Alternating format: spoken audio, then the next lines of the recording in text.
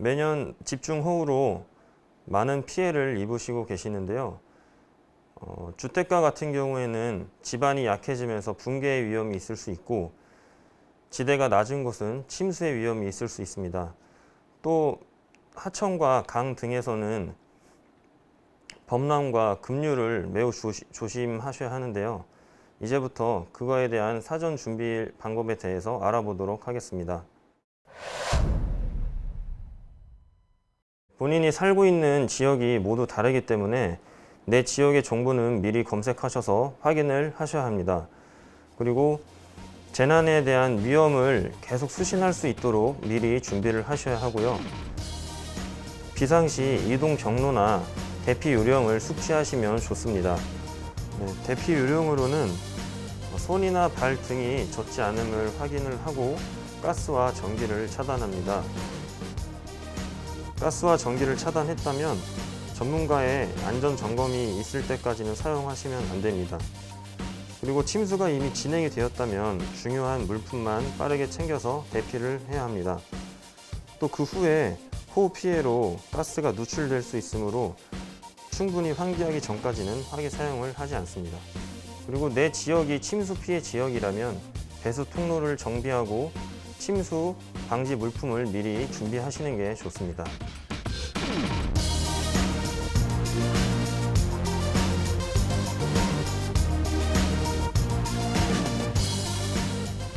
폭우 시 운전을 하지 않는 게 가장 좋은 방법이지만 갑자기 폭우를 만날 수도 있고 필지 못한 사정으로 운전을 해야 될 경우가 있기 때문에 폭우를 만나게 된다면 그때 대처 방법을 말씀해 드리겠습니다. 일단 전조등과 비상등을 모두 켜고 조속 및 일정한 속도로 주행을 하셔야 합니다. 또 주행 중에 혹시라도 시동이 꺼진다면 시동을 다시 켜지 않고 안전한 곳으로 이동을 하셔야 합니다. 그 이유는 시동이 꺼졌을 때는 물이 들어가서 시동이 꺼지는 건데, 그때 지속적으로 시동을 걸게 되면 스파크로 인해 화재가 일어날 위험이 있습니다. 또 바퀴가 3분의 1 이상 물에 잠겼다면 즉시 차에서 내려 안전한 곳으로 대피하셔야 합니다. 지하차도는 들어가지 않는 게 좋으시지만 만약 지하차도에서 차가 침수됐다면 차에서 탈출 후 물보다 높은 곳을 찾고 구조를 기다리셔야 합니다.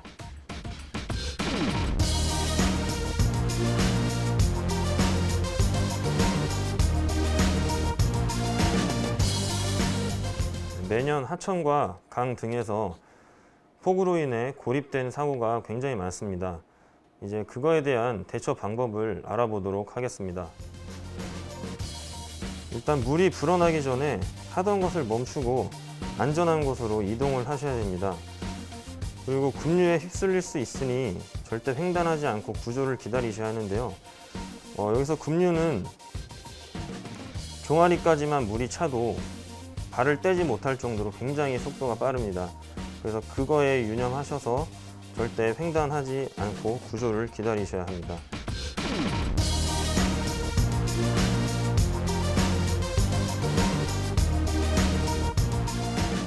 산에서 폭우로 고립됐을 때 대처 방법을 말씀드리도록 하겠습니다. 비탈면이나 산사태가 일어날 수 있을 만한 지역은 최대한 피해서 이동을 합니다.